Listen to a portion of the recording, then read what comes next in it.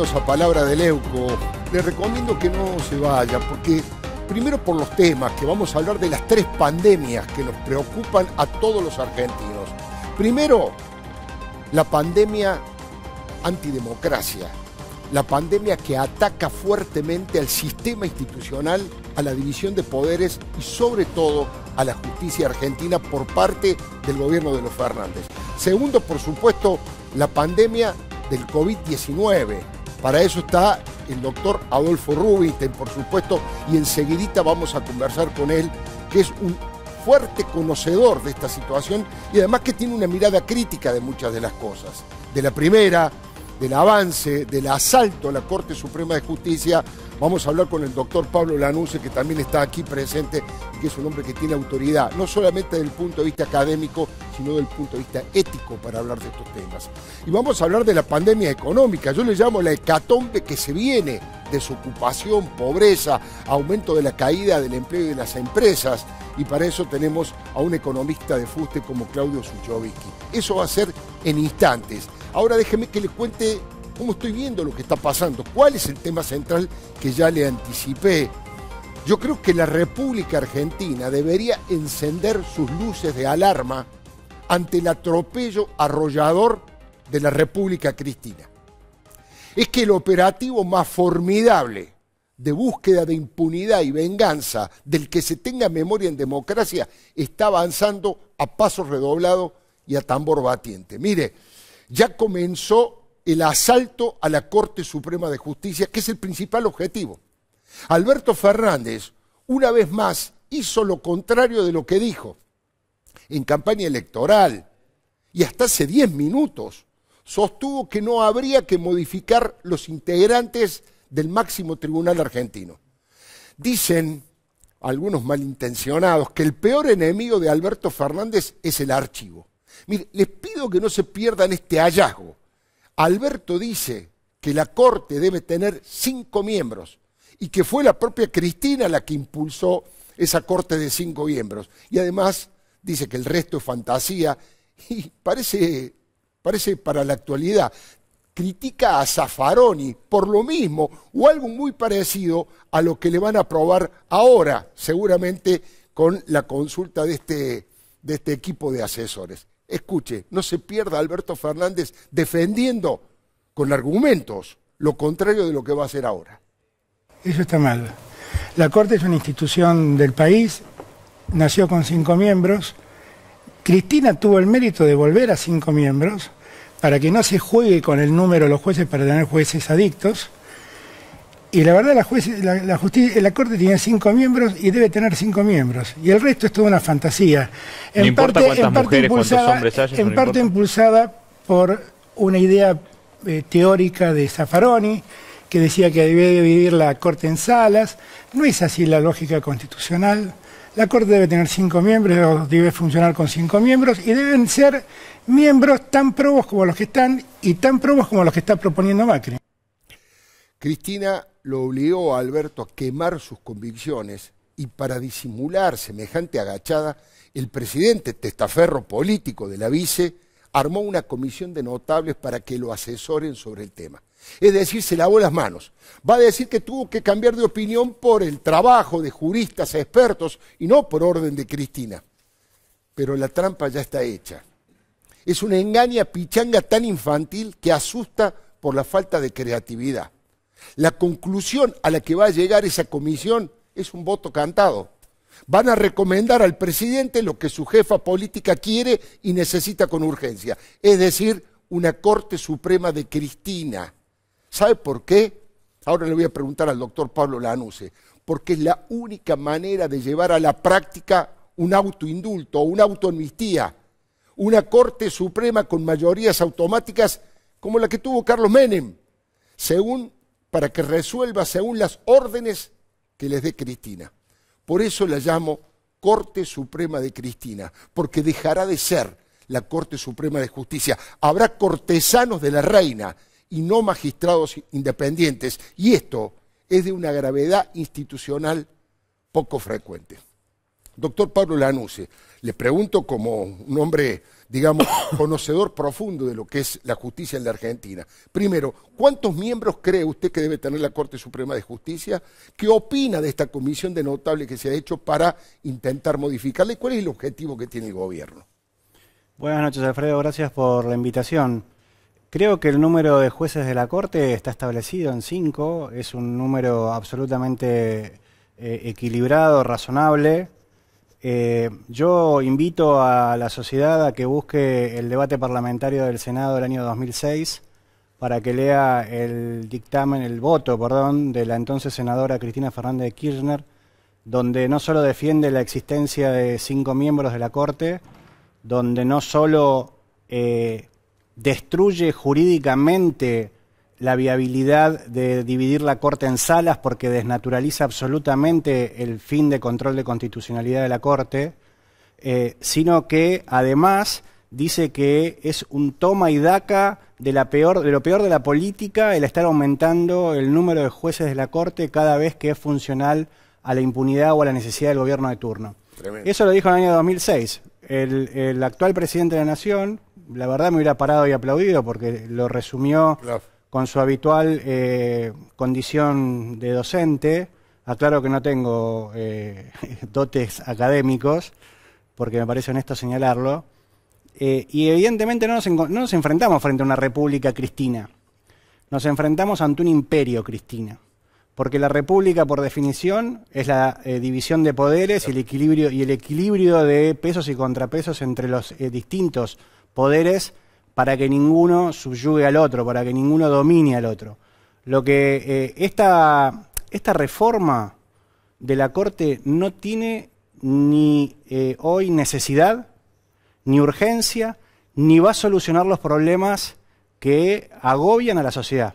La inseguridad, la muerte de todos los días, la usurpación de tierras, el problema de salud, el problema de trabajo, el problema de impuestos, el problema de los empresarios, los productores agropecuarios a los que le rompen los hilos, la asfixia impositiva en la que estamos todos inmersos, el post-pandemia. Si llevamos el número a 20, a 100, a X, a la sociedad eso no le mejora nada, nada. ¿Y sabe qué es lo más grave, Alfredo? No va a mejorar tampoco el sistema de justicia, porque acá lo que se tiene que tener bien claro es que no se busca una mejora de calidad institucional, se busca impunidad, y entonces se piensa en personas para colocar en lugares estratégicos, no se busca una mejora de un sistema. Entonces, cuando vos modificás y ampliás un número de miembros de la Corte que tienen que ser personas excepcionales por el cargo excepcional que ejercen, y vos designás ahí militantes, sea de cualquier corriente, y al momento de fallar o de dictar un fallo, se apartan de la prueba y del derecho de ese fallo para beneficiar a un sector o a una persona en especial, o para perjudicar a un enemigo, para perjudicar a un enemigo, evidentemente ese juez ya violó su compromiso y su juramento a favor de la Constitución y en contra de la sociedad. A mí no me preocupa que hayan jueces que voten al kirchnerismo, que voten a Juntos por el Cambio, a la izquierda, voten en blanco. Lo que no se puede permitir es que hayan jueces o fiscales que se aparten de la prueba y del derecho para hacer militancia, que hoy lo estamos viendo muy arraigadamente, porque hay, lo dije a Alfredo cuando me invitaste en enero, pocos días antes de los 5 años del homicidio del fiscal Nisman. Dije que acá se venía un plan de impunidad para la actual vicepresidenta de la Nación que iba a ser acelerado, grotesco y bruto, porque todo lo que se hace rápido rompe, y lo que rompe es grave. Y esto es mucho más grave que lo de Vicentín, esto es mucho, la expropiación de Vicentín, el intento expropiatorio de Vicentín, esto es mucho más grave que la liberación masiva de presos, mientras la sociedad de bien, trabajadora y que se esfuerza toda la mañana está encerrada en su casa por la cuarentena. Esto debe movilizar y preocupar mucho más a la sociedad argentina, sea el color que quiera, en la medida que se defienda la República. Ahora seguimos conversando, doctor. Yo por eso, un poco también por lo que planteaba el doctor Lanussi, yo hablo de que la República debe encender sus luces de alarma. El camino lo está marcando el abogado de Evo Morales y el principal asesor jurídico de Cristina, el doctor Raúl Eugenio Zaffaroni, que dicho sea de paso, es el principal responsable de que haya una parte de la justicia y una parte de la facultad de derecho que se especialicen en beneficiar delincuentes y en perjudicar a las víctimas de delito. Ahora, ¿qué propuso Zaffaroni? Lo mismo que decía Alberto Fernández recién en el video, una Corte Suprema de 15 miembros dividida, según me han comentado 2 o 3 constitucionalistas, dividida inconstitucionalmente en 5 salas. En 5 salas. Vamos a ver lo que dice y lo propone siempre el doctor Zaffaroni. Bueno, la vengo diciendo desde hace años, desde que estaba yo en la Corte, ¿no? Yo creo que nosotros necesitaríamos tener una Corte de 15 ministros, 15 jueces, no sé por qué se llaman ministros, pero bueno, son jueces. 15 jueces divididas en 5 salas especializadas, que se ocupen de resolver los casos de recurso extraordinario por arbitrariedad de sentencias. Bueno, y esto es lo que la comisión de juristas le va a recomendar a Alberto, y eso es lo que Alberto va a hacer para felicidad de Cristina. Ahora, ¿por qué estoy tan seguro que la decisión ya está tomada y el resultado está puesto? Es muy sencillo. Mire, solo hay que repasar la pertenencia política partidaria de cada uno de los 11 integrantes y vamos a comprobar que la mayoría de las votaciones van a terminar 8-3. No es precisamente equilibrada ni pluralista la comisión que convocó a Alberto y que le dibujó Cristina. 8 son los que simpatizan o directamente militan con el peronismo o en general, simpatizan con el peronismo en general o con el cristinismo en particular. Y solo son 3 los juristas a los que no se le conocen camisetas partidarias. Así es Cristina. Porque fíjese que podrían haber sido más suaves, podrían haber elegido 6 juristas del palo y 5 críticos. De todas formas ganaban 6-5 las votaciones, pero por las dudas y para evitar sorpresas, la comisión tiene amplia mayoría oficialista. Veamos, el grupo de los 8, que yo les llamo así, que van a recomendar a Alberto que amplíe la Corte, lo integran Carlos Alberto Veraldi y León Carlos Arlanian. Uno, Veraldi es el abogado de Cristina, y Arlanian es el abogado de Ricardo Echegaray. Ahí lo estamos viendo. Ahora, a confesión de parte, relevo de prueba. Abogado de Cristina, abogado de Echegaray. Además, ellos fueron socios durante mucho tiempo y nunca ocultaron sus convicciones peronistas. Sin ninguna duda. De todos modos, una pequeña digresión. Siempre me pregunté los motivos por los que el doctor Arlanian elegía a esta altura de su vida pelear en el barro en lugar de conservar el bronce que se ganó por haber integrado el tribunal que juzgó y condenó a las juntas militares. ¿Por qué lo hace? ¿Por dinero? No creo que los honorarios logren mover la aguja de su patrimonio. Es millonario ya. Por prestigio social tampoco. Ya lo tenía el prestigio y lo fue perdiendo por asistir a varios personajes como Alejandra Gil Carbó, Alderete, Echegaray, entre otros. ¿Lo hace por militancia, por disciplina partidaria? Tal vez, pero volvamos al tema de la comisión. Ya tenemos 2 del lado de Cristina. Hay 6 más. Enrique Bacigalupo, de gran prestigio en España, donde vive, se formó en el peronismo y fue funcionario de Héctor Cámpora. Fue uno de los mentores jurídicos de Alberto junto a Esteban Rigui, ministro de aquel gobierno y echado por Cristina y Vudú como procurador general de la Nación. El cuarto jugador cristinista es Gustavo Ferreira, que hizo gran parte de su carrera al lado de Zaffaroni, que como le dije es el autor intelectual de este asalto inconstitucional a la Corte. El quinto, Omar Palermo, es uno de los fundadores de Justicia Legítima. No haré más preguntas, señor juez, decía Perry Mason. Qué antiguo, ¿no? Las restantes son 3 mujeres. Marisa Herrera, coordinadora de los equipos de justicia del Partido Justicialista, Claudia Sdar, que fue designada en la Corte de Tucumana por el gobernador Alperovich y que además nombró a su hijo, el hijo de la doctora, como secretario privado. Y por último, María del Carmen Battaini, que fue nombrada en Tierra del Fuego por el gobernador peronista Carlos Manfredotti y además impulsa la ampliación de la Corte Suprema Provincial, con lo que ya sabemos lo que piensa al respecto. Aclaración necesaria. Todos y todas son profesionales de primerísimo nivel y de excelencia. Nadie discute, mi crítica es política. Pero ahora le voy a preguntar al doctor Lanusse qué piensa de estas 8 personas y de esta integración. Ahora voy a ir a los otros 3, que tengo otra mirada de eso. Pero usted, ¿qué opina de eso? Bueno, a ver, creo que es sencillo y lo has expresado con bastante didácticamente y visiblemente para aquellas personas que no conocen el día a día de la justicia o del mundo jurídico. Desde ya que como abogado abrazo un criterio que respeto a todos los colegas, que es que nunca se debe asociar al abogado con su cliente. Pero sí me parece que hay una cuestión, no me animaría a decir ética, aunque sí es ética, desde del posible conflicto de intereses. Ya. Y me refiero a lo siguiente, es evidente por la voracidad y la brutalidad y los ataques permanentes tanto del actual vicepresidente como de su abogada o de muchos de sus abogados contra la Corte Suprema de Justicia. Y además no solamente contra la Corte institucionalmente, que ya es gravísimo, sino también personalmente contra los magistrados. Claro.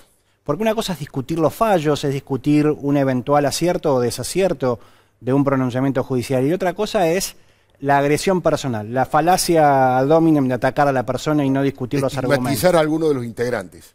Evidentemente, si sos abogado de Cristina, sos abogado de Echegaray, sos abogado de Cristóbal López, Claro. ¿sí? Porque también el doctor Beraldi es abogado de Cristóbal López, que a todo esto le están haciendo una moratoria impositiva hecha por Modisto a talla personal. Traje personal. De eso vamos a hacer el informe especial de este programa. El doctor Carlos Clá tiene muy buena información de ese traje a medida que presuntamente se trataría el viernes. Efectivamente. Disculpe que lo interrumpa. No, por favor. Todo eso me parece que contribuye a aclarar más la situación.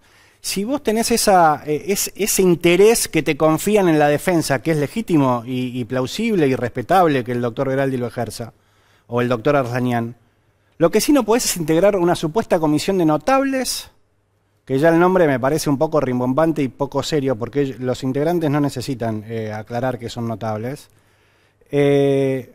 que claramente tiene una incidencia en lo que vos estás defendiendo y en lo que se está resolviendo, porque la necesidad de mover, de atacar la Corte, de cambiar el esquema constitucional que significa una Corte única de 5 miembros, el ataque al Procurador General de la Nación, al señor Eduardo Casal, porque es un señor además de ser el Procurador General de la Nación actual, la intención de mover jueces como la Cámara Federal, jueces de tribunales orales federales, todo ello para basar o fundamentar dos cuestiones que está construyendo el relato del núcleo duro del kirchnerismo, que es el lawfare, que no existe, Claro. la necesidad de explicitarlo cuando no pueden porque no existió, y obviamente su impunidad. Entonces, como saben que no van a tener resultado de la garantía de la impunidad, porque a ver, acá lo que tenemos que tener claro es que no se está acusando a alguien desde una entelequia. Estamos hablando de que se revolearon bolsos con millones de dólares. Estamos hablando de que a la expresidente se le encontró en la casa transcripciones de escuchas telefónicas ilegalmente en su poder, que está hace más de 2 años en trámite de un despacho judicial de Comodoro Pi y no tiene movimiento. Entonces, de un saqueo... la Oficina Anticorrupción de la actual gestión pidió 8 años y 6 meses contra Lázaro Báez por el direccionamiento de la obra pública escandalosa y delictiva en favor del empresario amigo del matrimonio Kirchner. Entonces, esa comisión de notables murió antes de nacer. Porque lamento que estén algunos de los que la integran, porque claramente están prestando su prestigio. No avance porque eso voy a hablar. Por prestando, perdón, no quiero decir malintencionadamente. No, lo entiendo. ¿Sí? Lo entiendo. Sí. Pero es una comisión que tiene un claro objetivo, lo dijiste perfectamente hace un ratito, es blanquearle la conciencia. ¿Saben qué es esto? Esto es Poncio Pilato preguntándole al pueblo por qué no se anima a condenar a Jesús. ¿Qué hacemos con este tipo? Claro. ¿Condenarlo? Ah, bueno, yo no lo dije. Yo tampoco quería ampliar la corte, me lo dijeron 11 notables. Claro. Muchachos, ¿qué quieren que haga? Yo soy así, hablo así porque soy súper amplio al diálogo. Claro. Ahora seguimos, doctor, porque a eso iba respecto del resto de los integrantes y también quiero hablar de Casal, el tema de los jueces en el Consejo de la Magistratura. Mire, el mismo respeto desde el punto de vista académico y profesional tengo por los 3 miembros restantes de la comisión, por los 3. Tranquilamente podrían integrar la selección nacional de los mejores juristas, si lo quiere ver en términos deportivos. Hablo de Inés Weinberg de Roca, ella fue propuesta por Mauricio Macri como procuradora general, pero el peronismo no le dio los votos. Hilda Kogan, que es una jueza de la Corte bonaerense, a la que casi no se le conoce la voz, y mucho menos sus preferencias ideológicas, y Andrés Gil Domínguez, que estuvo en la vereda de enfrente en un par de casos muy importantes que involucraron a Cristina, como la ley de medios, por ejemplo. Aquí también mi reflexión es política. Estos 3 brillantes profesionales seguramente son conscientes de que al final van a tener que escribir un despacho por la minoría. Los votos de los 8 restantes van a ir en un mismo sentido, de unidad y de respaldo a las necesidades de Cristina. Ahora mi pregunta es, ¿ayuda eso al debate tan necesario en la justicia? ¿O sus presencias en esa comisión son funcionales o legitiman esta trampa que es la crónica de un final anunciado? Tengo un gran respeto por los 3, pero me pregunto lo que muchos abogados intachables se preguntan.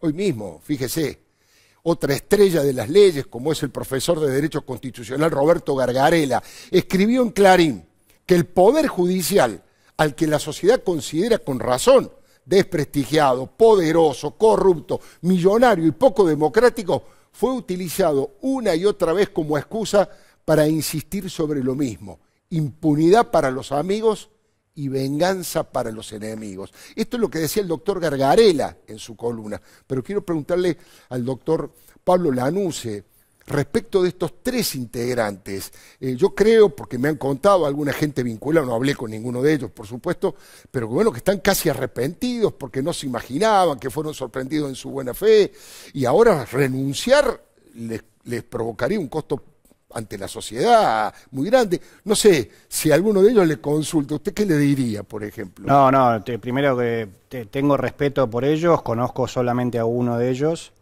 un trato profesional muy aislado. Seguramente no necesiten consultarme. Me parece que hasta último momento siempre uno puede decidir. Mira, sí, lo voy a decir. Mi madre me decía que para ayudar a un amigo se puede llegar hasta la puerta del infierno.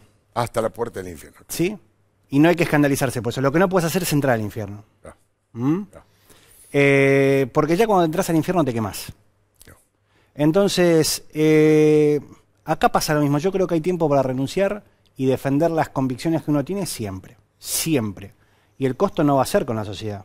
El costo eventualmente lo tendrá el presidente, que tendrá que explicar por qué 3 de las personas que mencionaste, o no, designarán 3 más, o quedarán, y hay que respetar la decisión que se tome. Lo que sí estoy convencido... ¿Usted no hubiese aceptado, por ejemplo? No, yo no estoy en condición, ni tengo los pergaminos que tienen ellos. Pero a ver, yo hoy soy el abogado de Mauricio Macri. Sí. Si el 2023, como espero que sea, Juntos por el Cambio vuelve al poder, yo no voy a integrar, yo podré integrar si se me convoca, si se cree que puedo ser útil y yo lo creo, podría ocupar o no un cargo político, pero no podría ocupar un cargo de asesor para la reforma porque no tendría la distancia y la independencia y la objetividad que la sociedad cree que este grupo de notables va a tener. Entonces, o porque con buen criterio alguno va a decir, pero pará, ¿vos no fuiste el abogado de Macri? Sí. ¿Y entonces qué? ¿Vos le vas a decir que sí o que no? Entonces, tal vez sí lo hago, tal vez sí lo hacen los que están, cosa que dudo enormemente de muchos de ellos. Pero me parece que hay que tener...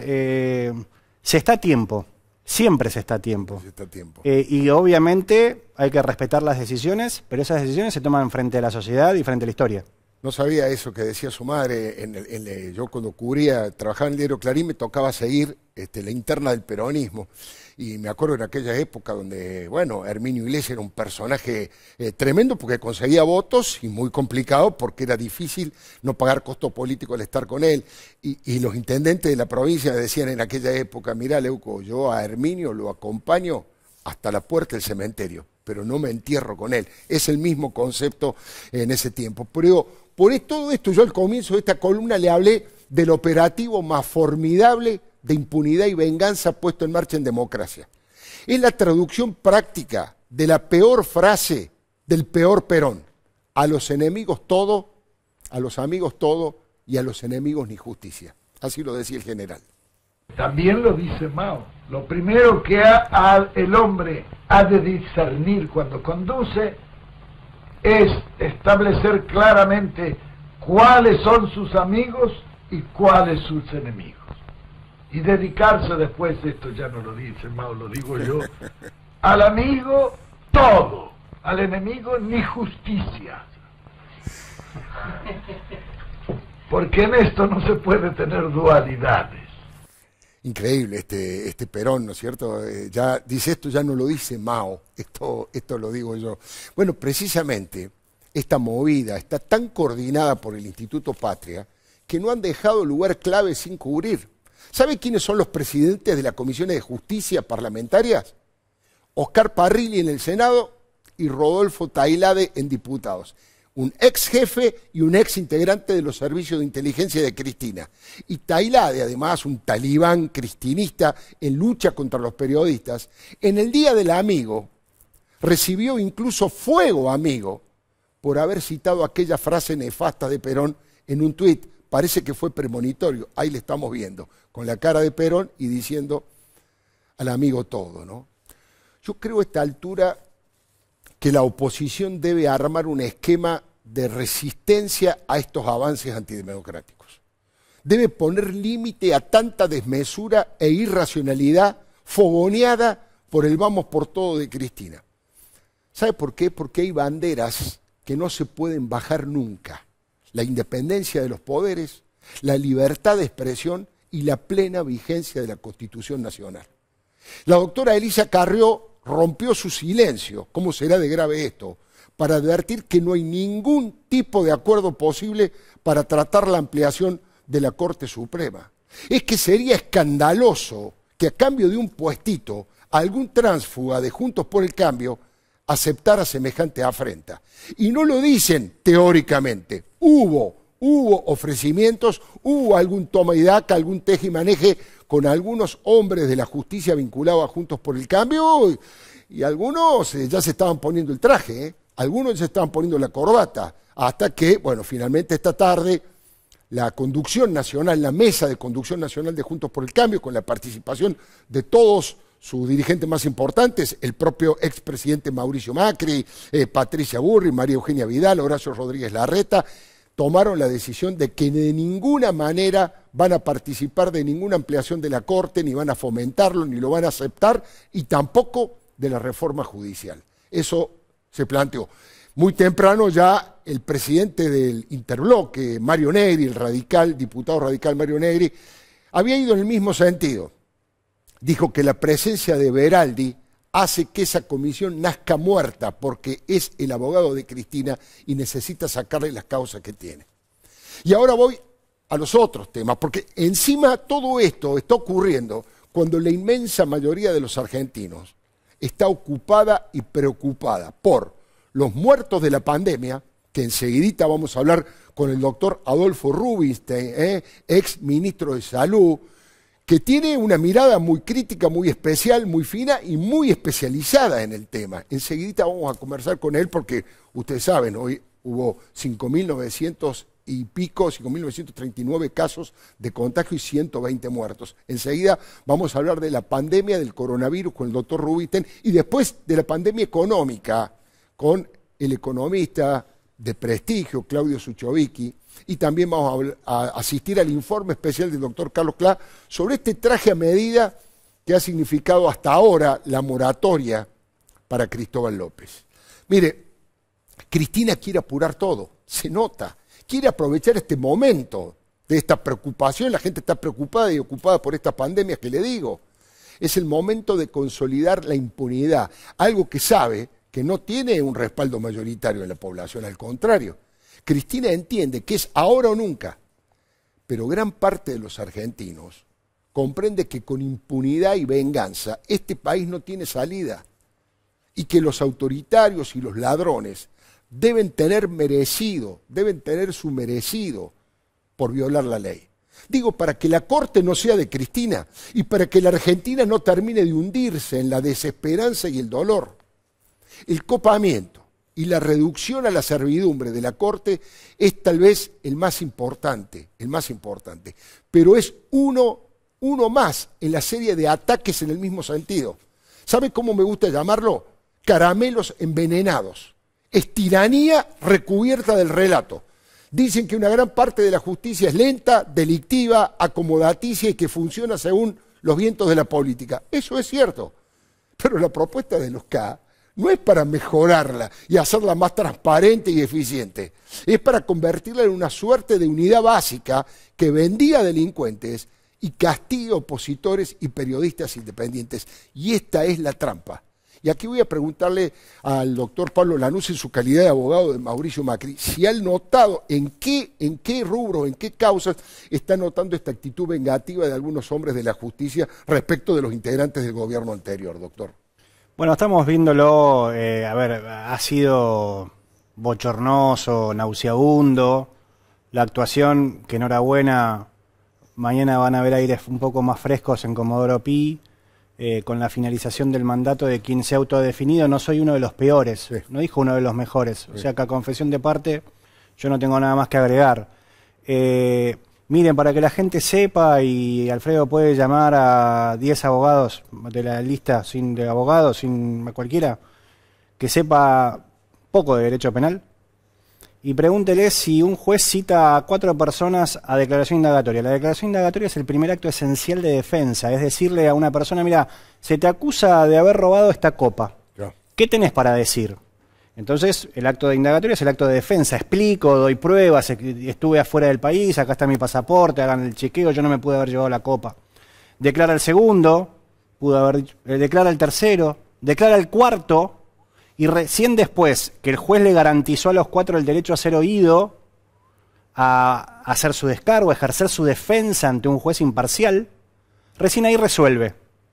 Eso, Alfredo, es básico. Pero desde que existe el Código Procesal actual, es la regla en tribunales. ¿Qué hizo el juez Canicova? Escuchó el primero, lo procesó, escuchó el segundo, lo procesó, escuchó el tercero, lo procesó, escuchó el cuarto, lo procesó. 4 exfuncionarios del gobierno anterior. Del gobierno, estoy hablando de las personas de Javier Iguacel, del ex procurador Bernardo Sarabia Frías, de Nicolás Dujovne y de Guillermo Dietrich. Personas que se enfrentaron ante lo peor de la corrupción kirchnerista, de Vido, Barata, Huberti, López, el Caballo Suárez, Moyano. Esa gente es a la y obviamente estamos... Entonces, ahí hay una clara persecución, el mismo día que también sobreselló al actual gobernador de la provincia de Buenos Aires en la irrupción de la asamblea de papel prensa. Otro tema que es gravísimo, que está pasando en forma silenciosa, porque el procurador del Tesoro, el doctor Zanini, lo está haciendo de una forma absolutamente anodina y perversa. Me refiero al tema del concurso de Correo Argentino, donde, mire, desde una semana antes a que comience la pandemia, la cuarentena por la pandemia, el procurador del Tesoro, el jefe de los abogados del Estado, el doctor Zanini, junto con la fiscal Boquín, la fiscal de Cámara Boquín, lograron, y la jueza comercial Ciruli, que lleva el concurso, lograron desplazar, había un interventor dentro de la compañía, dentro de Correo Argentino, que había dictaminado claramente que no habían todas las tropelías que quiere instalar el relato de este grupo interesado. Lo apartaron a ese interventor y designaron una nueva interventor en 24 horas, sin dar intervención. Eso habitualmente se notifica, es un expediente que lleva más de 10, 12 años, 15 de trámite, con sindicaturas, hay 9 síndicos, hay partes interesadas, a ninguna se la notificó formalmente. ¿Sabe cómo se notificó que se iba a sortear un nuevo interventor, que se apropió de la compañía para destruirla? Poniendo un cartelito en la antesala del tribunal como si estuviéramos en el siglo XVII. Entonces, pero casualmente aparecieron 2 personas como testigos del sorteo que se hizo de una persona que no reúne los requisitos que debe tener para ese cargo. ¿Quiénes son 2 testigos? 2 funcionarios de Zanini y de la Procuración del Tesoro. Ahora, ¿por qué están queriendo hacer esto? Porque están queriendo destruir, no solo destruir la compañía. Detrás de esta maniobra, en la que claramente está involucrado la ex presidenta y actual vicepresidenta de la Nación, está querer castigar a la familia del expresidente Macri. Claramente, porque eso están fogoneándolo también en sede penal. Entonces, no se pueden... Cuando se usa la justicia como camino de venganza, estamos todos con nuestra libertad condicionada. Tenemos todos nuestro patrimonio, nuestra honra, nuestra libertad y nuestro plan de vida condicionado por la tiranía que estamos viviendo. Es claramente una tiranía. Donde no hay justicia independiente, estamos frente a una tiranía. Entonces, cuesta entender por qué este presidente y este gobierno no censura la dictadura de Venezuela. No cuesta entenderlo, porque es un espejo donde se miran. Son socios. Es el eje nuevamente en el cual nos quieren insertar. Venezuela, Irán, donde ahora el presidente, tristemente, el presidente Alberto Fernández, tristemente, entre otras de las cosas que cambió de opinión, también es sobre aquello que dijo que era delito y que Rafecas se había equivocado, que era la firma del memorándum con Irán. Ahora no, ahora era la mejor forma para garantizar. Un escándalo, es asqueroso, Alfredo. Mire, yo creo que nos tenemos que dar cuenta de los momentos trascendentes que nos tocan enfrentar como ciudadanos. Votemos a quien votemos, porque estoy convencido que republicanos hay en todos lados. Republicanos me refiero a personas que defienden la República. Y la Constitución. Y que es la República capitalista, que es la forma de garantizar la vida y el desarrollo, que es a través fundamentalmente en materia económica de la actividad privada.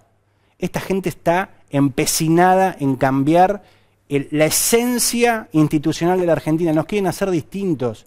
Y yo estoy convencido que en el peronismo y en todos lados hay republicanos. No niego eso porque sería necio. Ahora, hoy Juntos por el Cambio, bien lo dijiste, hizo porque esto también es importante para llevar serenidad, tranquilidad, más allá de mantener la alerta encendida. Dijo, señores, no nos vamos a prestar al cambio de la Corte. Hoy Juntos por el Cambio tiene el tercio en el Senado, claro, que es una llave que vale oro institucionalmente, porque ninguna tropelía de designación de Procurador General de la Nación, como quieren hacerlo con un militante que es el juez Daniel Rafecas, como no lo pueden pasar, como no les gusta porque es un señor institucional que defiende la autonomía del Ministerio Público Fiscal, como es el doctor Eduardo Casal, están ejerciéndoles presiones para que abandone el cargo. Y él ya lo ha dicho categóricamente que no tiene pensado hacerlo. O sea, que tengamos claro, no sé si alguno vio la película El Profesional de Jean-Paul Belmondo, cuando, bueno, tremendo, es fantástica, tremendo. Estamos notando nuestra edad, pero bueno, él cuando sabe que lo van a querer, le hacen una emboscada, convoca a la prensa, ¿sí? Y de golpe en el lugar donde lo iban a matar, y estaban todos los servicios de inteligencia para matarlo, se iluminan las cortinas del lugar, él sale y le dice a la prensa que había convocado: yo tengo que bajar un piso, no tengo ninguna intención de suicidarme ni de no llegar con vida a ustedes. Bueno, tenemos que estar muy atentos a eso, ¿no? Tenemos que estar muy atentos. Ahora vamos a hablar con el doctor Adolfo Rubiten de la pandemia, el virus, de la cantidad de contagiados, de se sale, si hay que abrir más o menos, hay que cerrar, restringir un poco más el tema de la cuarentena. En un tuit que le leí, que me pareció interesantísimo, habló de científicos militantes. Ya hemos hablado de periodistas militantes, de jueces militantes, y habló de científicos militantes. Vamos a hablar con él y, por supuesto, con el economista Claudio Suchovicki a propósito de lo que se viene en este hecatombe económica. Ahora, tal vez a Alberto no le gusten los planes económicos, pero Cristina tiene todo planificado para borrar su pasado de jefa de una asociación ilícita para saquear el Estado, como dicen los expedientes en tribunales. Quiere tener todos los prontuarios limpios, como si siempre se hubiese comportado como la Madre Teresa de Calcuta. Quiere salvar a sus hijos y a sus secuaces del juicio, el castigo y la condena que merecen. Por eso quieren destituir, como decía el doctor Lanuse, a un funcionario honesto, independiente y de carrera, como es Eduardo Casal, como jefe de todos los fiscales. Es que no le dan los votos para poner en ese lugar estratégico al juez Daniel Rafeca, y entonces buscan entronizar a Víctor Abramovich, mano derecha de Horacio Berbisky en el CELS. Por eso quieren revisar los traslados de varios jueces dispuestos por el Consejo de la Magistratura y aprobados por la Corte. La mayoría son jueces que tienen a su cargo las causas donde hay más testimonios, pruebas concretas y arrepentidos que apuntan a Cristina por los delitos más variados. Por eso quieren crear casi medio centenar de nuevos juzgados en la reforma judicial. Van a llenar de militantes los tribunales con el mismo objetivo de impunidad y venganza, es decir, a los amigos todo y a los enemigos ni justicia. Por eso quieren desmantelar todo tipo de controles y límites republicanos, porque nunca hubo en la historia argentina un robo de esta magnitud colosal, un robo de esta magnitud colosal, con un enriquecimiento monumental, no de los Kirchner, de los secretarios personales del matrimonio. Con eso solo podemos tener una dimensión de lo que fue semejante latrocinio y cleptocracia. Mire, si Cristina concreta sus planes, si la República Argentina se transforma en el Imperio Cristina, para no decir la República, será la ruta más veloz hacia el chavismo K o hacia el ladri feudalismo de Santa Cruz. La historia la juzgará y nos juzgará a los argentinos, pero a ella ya la absolvió la historia, por lo menos eso es lo que dijo, emulando a Fidel Castro en una pieza periodística inevitable. He elegido la historia antes que ellos me declaren absuelta. A mí me absolvió la historia y me va a absolver la historia. Y a ustedes seguramente los va a condenar la historia. Nada más y muchas gracias. Sí, yo le he preguntado, pero me parece que tal vez no escuchó por los aplausos que vi. Preguntas tienen que contestar ustedes, no yo. Gracias. Pobre juez que dice, le pregunto porque tal vez usted no escuchó por los aplausos, le decía Cristina, ahí el integrante del tribunal. Mire, con esto cierro y vamos a hablar con el doctor Rubinstein. Los intentos hegemónicos del cristianismo siguen su ruta. Y a todos los que se oponen los tratan de odiadores seriales, pero el país sensato, el país democrático no debe permitir que Cristina sea la dueña de la República. La democracia resuelve sus problemas con más democracia, nunca con más prepotencia y mucho menos con más chavismo. Le doy mi palabra. Doctor Pablo Lanuse ha sido muy amable, muchísimas gracias Alfredo, por haber venido. Y gracias por la paciencia. No, por favor. Bueno, doctor Adolfo Rubinstein, la primera pregunta que se me ocurre es, me llamó la atención, usted tiene una mirada política, por supuesto, es militante, por lo menos afiliado a la Unión Cívica Radical históricamente, pero dijo que había científicos militantes, incluso dijo que eso tenía que ver, eso de la obediencia y de justificar lo que hacen los políticos, estaba muy cerca del estalinismo. ¿En dónde lo ve? ¿En qué actitudes o en qué situaciones? No, yo creo que se ha venido profundizando la grieta cuando al principio de la pandemia pensábamos que ciertas cuestiones tenían que salir de la grieta. Lamentablemente no ocurrió. Digamos, todo el contexto que usted acaba de mencionar también contribuyó mucho. Pero lo que uno no pensaba es que también iba a entrar la ciencia en todo esto. ¿Qué es lo que quería decir? Que en realidad, y esto tiene mucho que ver con el consejo asesor del presidente y quienes lo, digamos, de alguna manera le dan el apoyo técnico para la toma de decisiones, que básicamente la responsabilidad tiene que ver con informar esa toma de decisiones, darle, digamos, la información crítica para que tome una decisión informada en cuanto a los efectos que van a tener esas decisiones, los riesgos, las implicancias, las consecuencias, y que luego, por supuesto, el presidente, quien toma la decisión, decide, claro, pero decide de manera informada.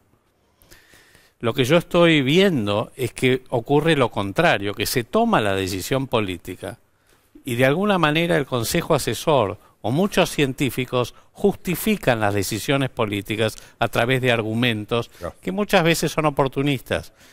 Entonces, cuando yo digo, porque eso ocurrió en el estalinismo, en realidad una de las características que tuvo el estalinismo fue la ciencia estalinista, donde, digamos, de alguna manera era al revés, todo lo que tiene que ver con pensamiento crítico, reflexivo, con... Ese es el corazón de la ciencia. Exacto, que es lo que hace... innovadora, creativa. Exactamente, que es lo que hace que la ciencia avance. Se pierde. Se pierde cuando se contamina. Esto no quiere decir que cualquier científico no tenga una posición política, por supuesto que la tiene. El tema es cómo hacer para que de alguna manera no quede entrampado en esa decisión política cuando tiene que tomar, digamos, cuando tiene que apoyar técnicamente una toma de decisiones para informarlo de manera lo más neutra posible. Doctor, supongamos, no lo van a hacer nunca, pero supongamos que lo convocan a usted y le preguntan, con estos números, con esta situación, que por momentos da la sensación que es una meseta, que por momentos baja un poco los contagios, por momentos no. En la ciudad de Buenos Aires parece que hay una intención de seguir abriendo un poco, porque tienen bastante controlada la situación. En la provincia no es tan sencillo, porque los casos son del triple. ¿Qué recomendaría usted? ¿Qué cree que se debería hacer ahora frente a los números que tenemos, frente a su conocimiento científico fuera de la política? Estamos en una situación muy compleja y muy delicada. Por un lado tenemos una cuarentena que ya se prolonga más de 4 meses. Y que casi no se cumple de hecho, digamos. Con todas las consecuencias que ha tenido y que ya se ha discutido hasta el hartazgo. Por el otro lado tenemos un pleno ascenso a la curva epidemiológica. Más allá de que pareciera diferenciarse, por lo menos en el AMBA, la ciudad de Buenos Aires del conurbano, de todas maneras todavía, entiendo yo, no estamos cerca del pico. No estamos cerca del pico. No estamos cerca del pico, tenemos todavía entre un 40 y un 50% de test positivos de los hisopados. Esto habla de altísima circulación viral. Es muy probable que tengamos un número de casos muchísimo mayor que los casos confirmados, lo cual habla de que todavía el virus está circulando. Entonces, digamos, no sé cuán lejos estamos de ese pico, pero no estamos todavía en el pico, ni que hablar en la provincia de Buenos Aires. Porque es cierto que en la ciudad de Buenos Aires la cosa parece más estabilizada, pero en la provincia de Buenos Aires, digamos, hoy hemos visto los casos están entre 3 y 4 veces, por lo menos creo que fue hoy la cifra, pero en general está entre 2 y 4 veces los casos de la ciudad de Buenos Aires. Y obviamente la situación es más simple, más allá del muy buen trabajo sistemático y metódico que hay en la ciudad. La realidad también es que en el conurbano la cosa es muchísimo más compleja. Más complicada. Mucho. No solo por los bolsones de pobreza, de hacinamiento, sino también por la misma estructura política.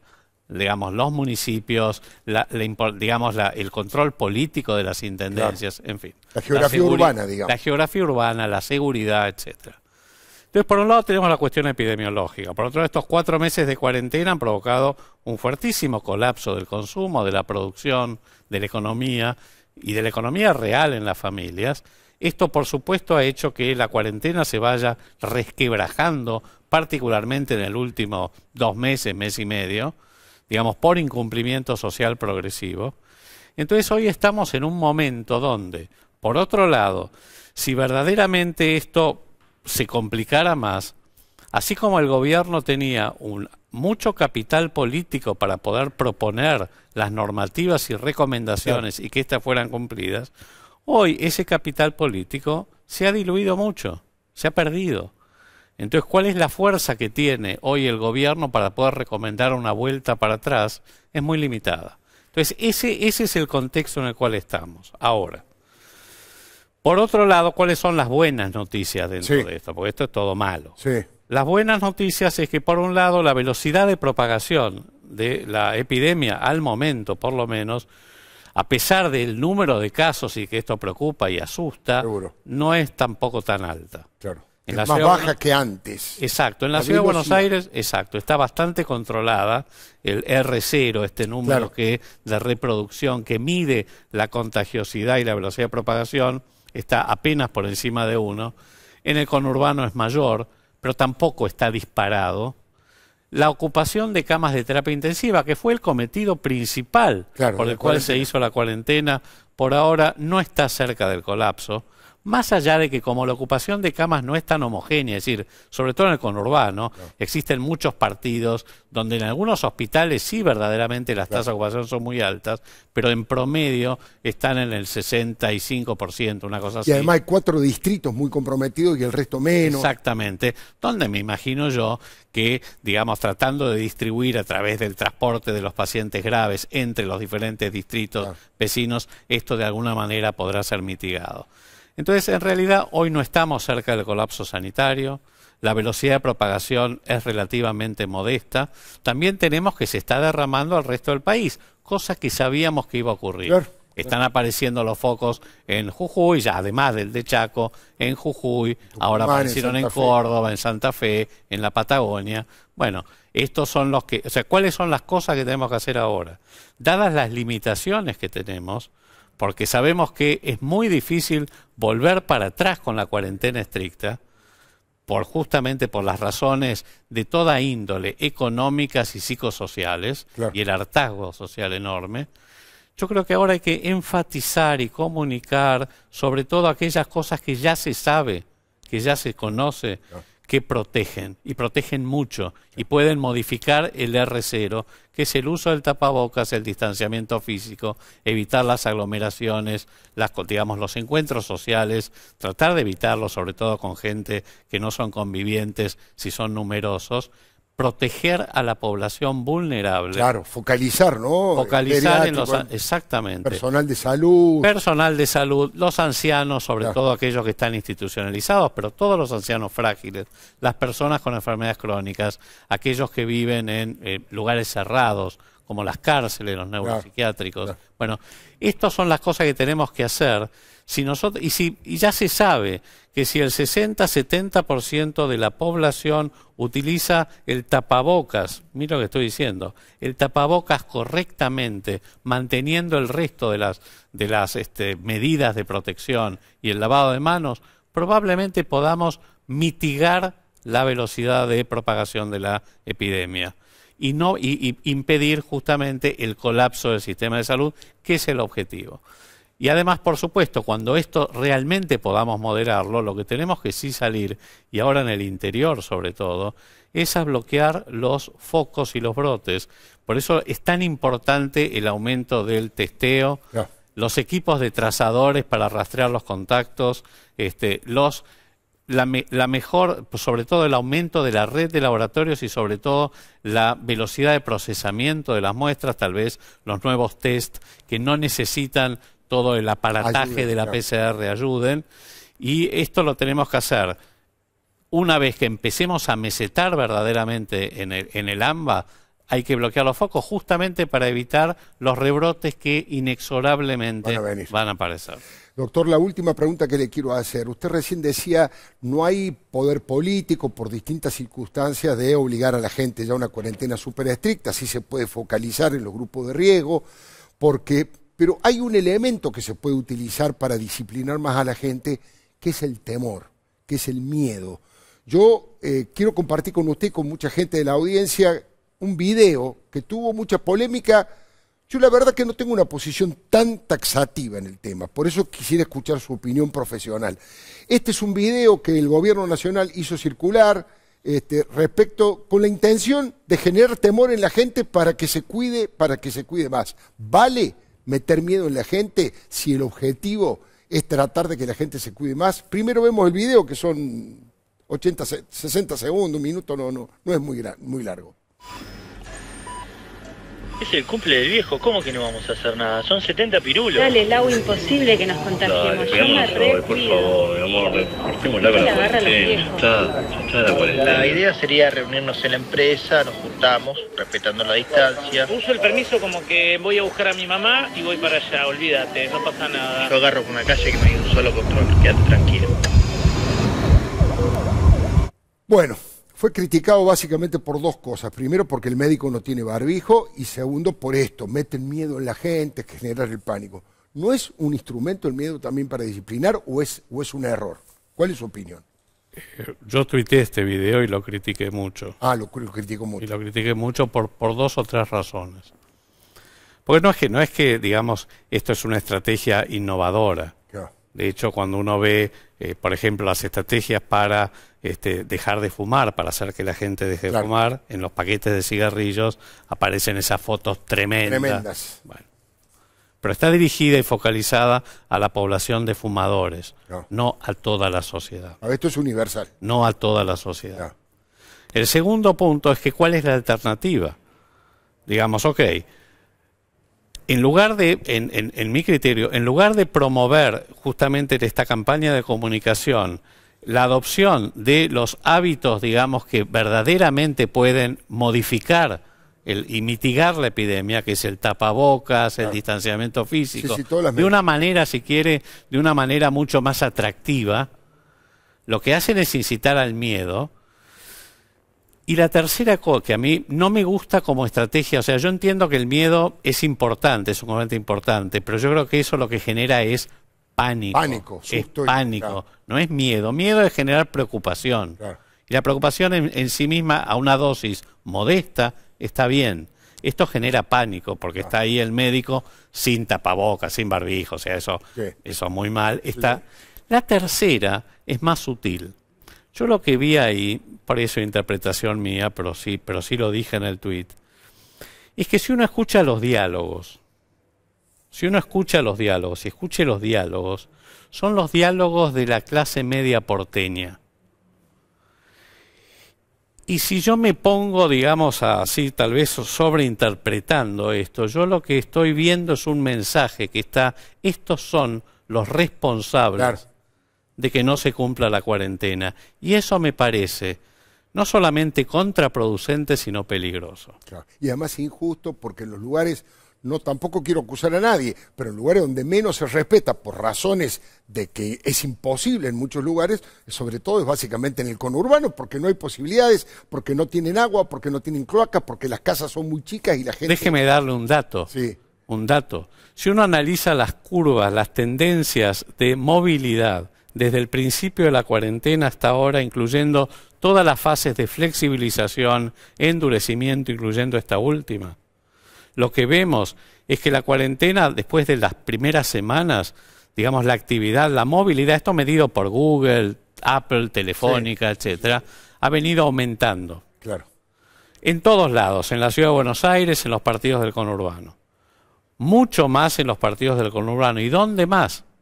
En los partidos más pobres y más poblados. Si uno ve José Cepaz, La Matanza, Florencio Varela, Merlo, Moreno, al final, digamos ahora, y estoy hablándole de las tendencias en esta última semana, prácticamente no hay es 20% menos que las que había antes de la cuarentena, lo cual, pero las razones son obvias. Son incomprensibles, obvias. Tienen que salir a ganarse un mango.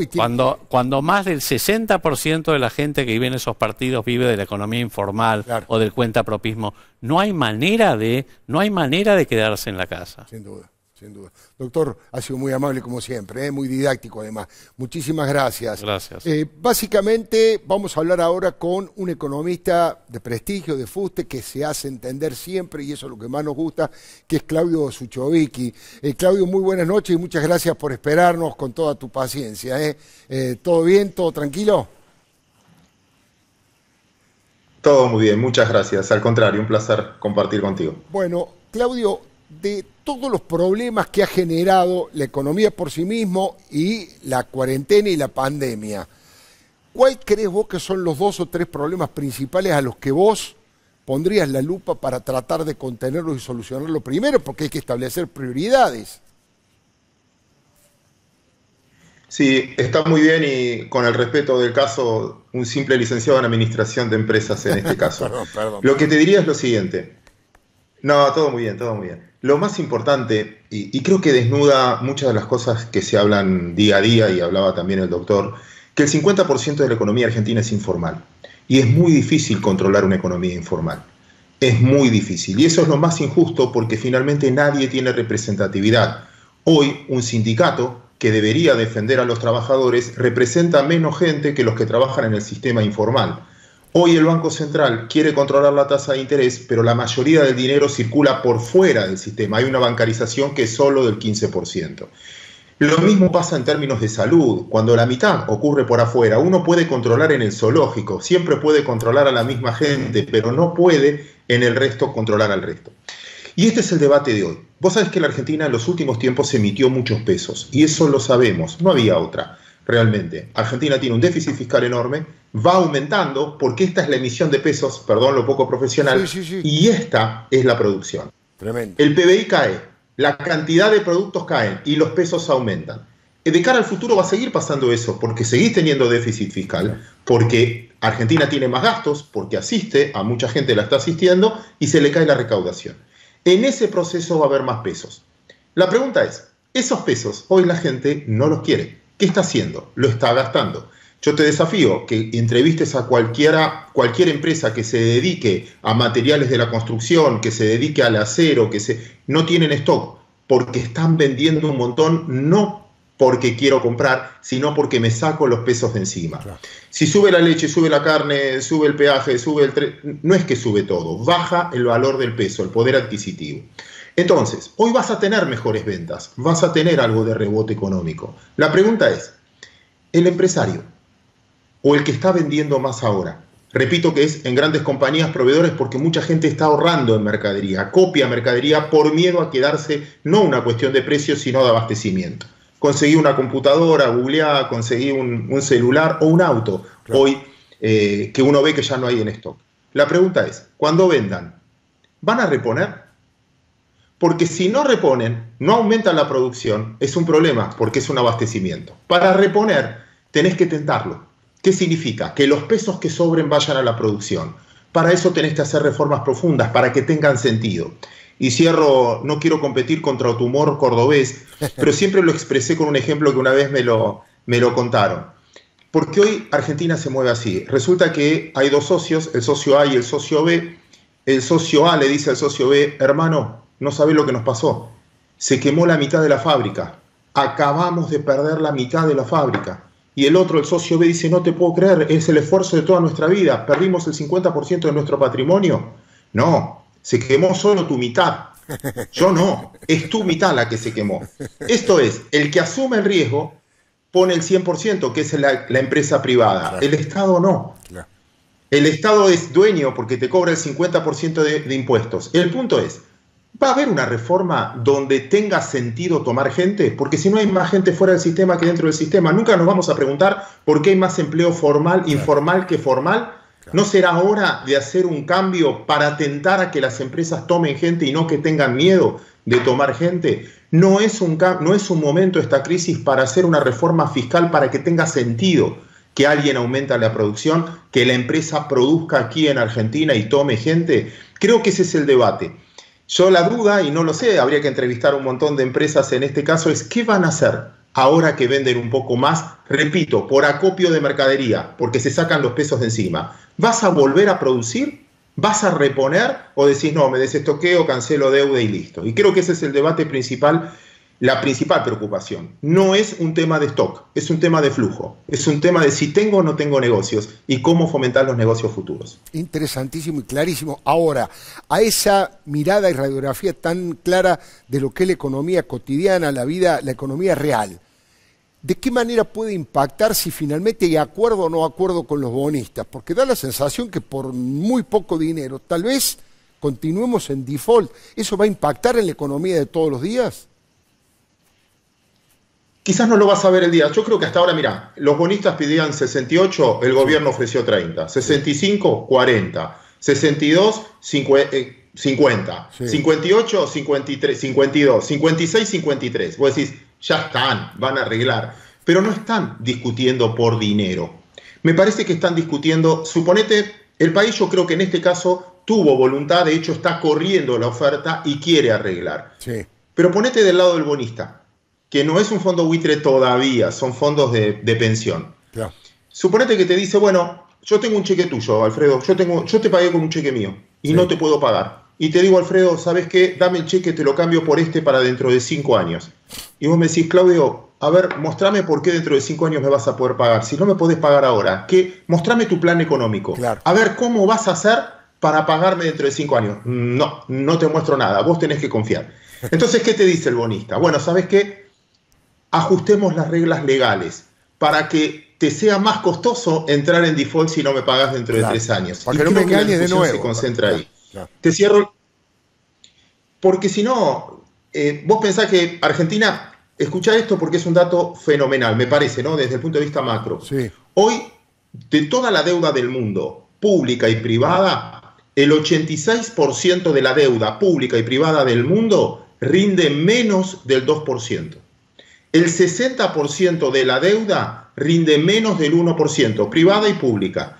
Y el 38-40% de la deuda rinde negativo.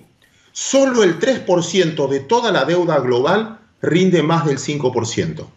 Ahí estamos nosotros. Eso es lo que vale un cheque nuestro en el mercado. Y eso es confianza, que es el principal problema que tenemos, que es la credibilidad del futuro. No es solo tener un plan económico, es ¿lo vas a ejecutar?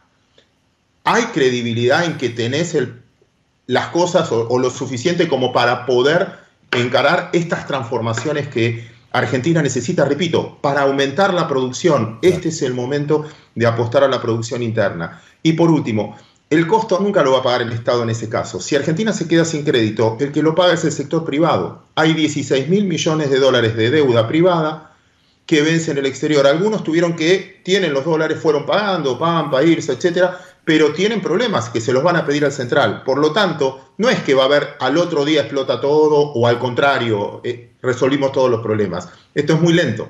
Yo siempre pongo el mismo ejemplo, es una secuencia. Yo no estoy gordo por lo que comí anoche, es un proceso. Entonces, esto lo vas a ver en un proceso, no es que lo vas a ver al otro día pasó algo. Porque si no van a decir, viste, no pagamos y no pasó nada. No, es el crédito privado necesario. Hay un ejemplo que es buenísimo. Argentina necesita crecer el PBI, necesita que crezca el PBI para que aumente la recaudación. Necesita que crezca el trabajo formal, porque resolvés hasta el déficit previsional, porque si hay más gente formal, más aportan a la jubilación, más te ayudan a tener menos problemas fiscales. Pero el ejemplo que te quiero dar, finalmente, y cerrando el comentario, en términos de deuda te decía, el PBI que vos necesitás que crezca, por definición, si ustedes ponen en el pizarrón qué es PBI, es consumo, más inversión, más gasto público, más exportaciones, menos importaciones. Sin inversiones, no vas a tener crecimiento. Con consumo solo te vas a quedar desabastecido. ¿Necesitas consumo? Sí. ¿Necesitas gasto público? Sí, porque es infraestructura. Necesitas inversiones, que es la asignatura pendiente. Y para que vengan inversiones, tienen que sentir que ganan. Tienen que sentir que ganan. Y además seguridad jurídica, porque no es solo ganar, es que si ganas sea tuya y no que te puedan poner impuestos retroactivos o lo que fuera.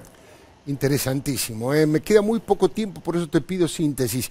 Hablando de las inversiones, Vicentín, LATAM, Edesur, relación con Chávez, ¿eso ayuda o perjudica realmente a aquel que quiere venir a estar en peso? ¿O los inversores se fijan solamente en la posible ganancia nada más?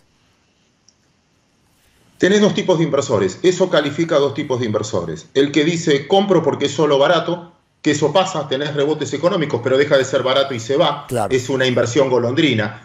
Es como que vos digas, ¿sabes qué? Voy a cambiar el auto porque está barato, pero cuando recupere el precio lo vendo. Entonces, no genera el crecimiento. Vos necesitas inversores que piensen a 20 años, a 10 años. Para eso necesitas reglas del juego claras.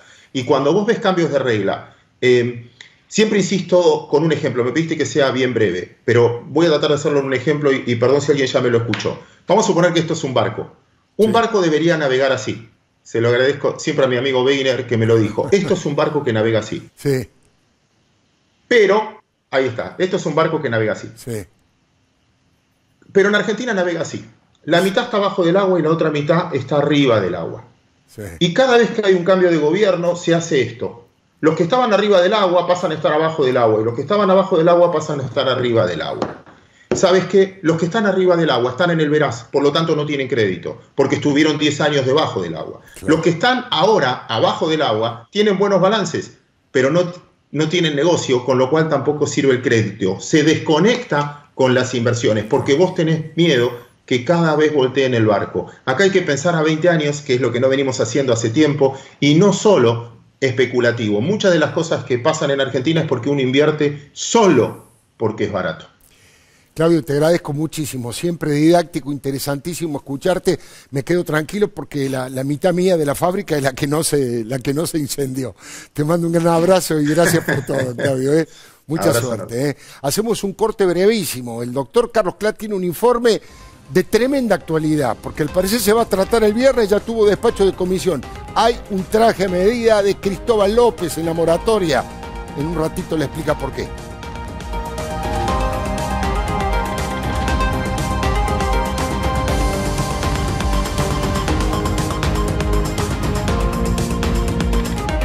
Bueno, lo prometido con el doctor Carlos Klatt, su informe especial respecto a este traje a medida que el Congreso prepara para Cristóbal López. Buenas noches, doctor. Buenas noches, Alfredo. Hubo novedades en las últimas horas porque apareció el dictamen favorable de la Comisión de Presupuesto esta tarde, con lo cual ya todo lo formal que se necesita está listo para que esta moratoria, tal cual decías vos, ¿no?, a medida de Cristóbal López, llegue a la Cámara de Diputados. La información que tenemos nosotros es que este mismo viernes se trataría en la Cámara de Diputados este proyecto de ley y que, lo dicen algunos del oficialismo y lo dicen también en la oposición, tendrían los votos, Alfredo, para que siga adelante, siga su camino hacia la Cámara de Senadores.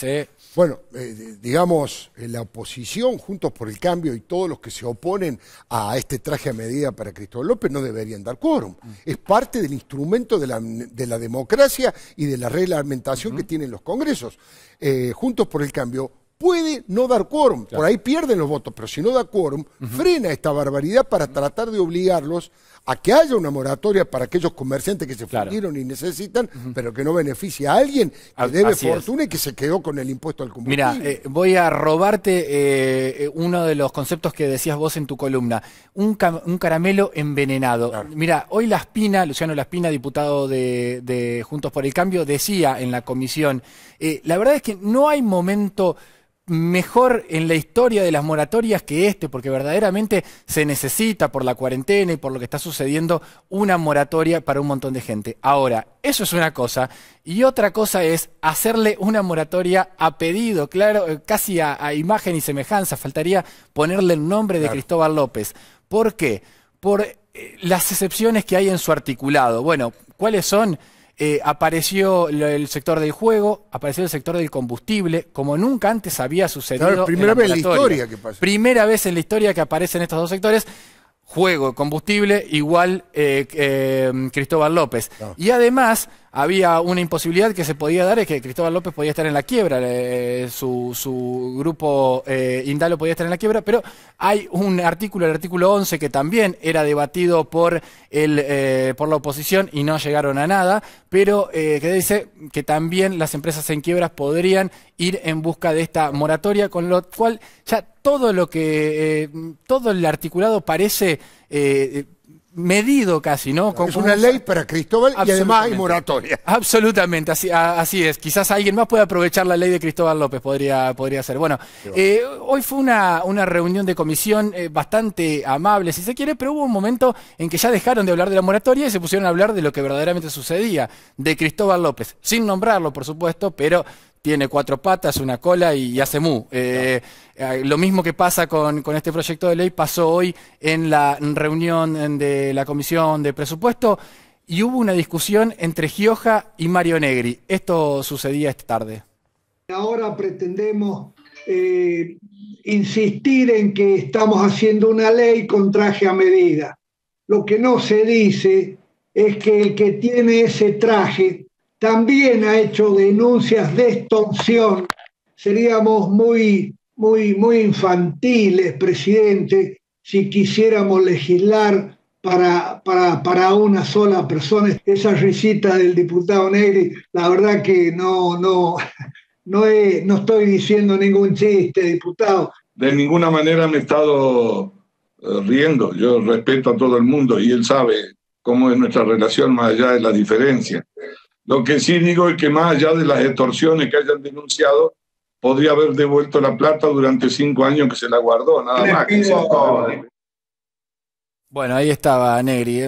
Las extorsiones está bien, es otra causa, dice, podría haber devuelto la plaza. A Tarasca, claro, la que recaudó de 2010 a 2015. Es el tercer intento de Cristóbal López en el año.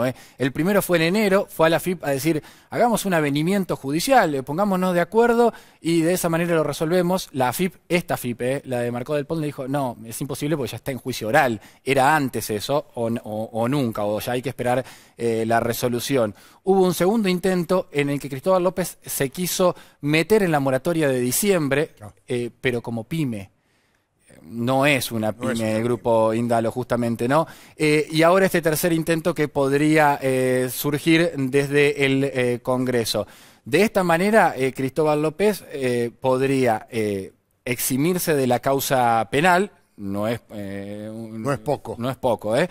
Y además poner casi al día todas esas empresas que incluso estaban en la quiebra. Así que puro beneficio para Cristóbal López, que mira este detalle, último detalle, Alfredo. Si le mostramos la placa, Cristóbal López debe 8.500 millones de pesos. Sí. 8.500 millones de pesos. En 2016 eran 600 millones de dólares. En 2020 son 60 millones de dólares. Es decir, ya ganó Cristóbal López de alguna manera, esperando, ¿no? En 4 años, 10 veces menos tiene que pagar lo que le pide la AFIP. Entre la moratoria y la devaluación que se está dando, en cualquier momento, la verdad es que Cristóbal López va a terminar con un apretón de mano con la AFIP pidiéndoles disculpas. No, le vamos a deber nosotros a él. O mucho peor, le vamos a tener que pagar a Cristóbal López. Muchísimas gracias, doctor. Ya venimos.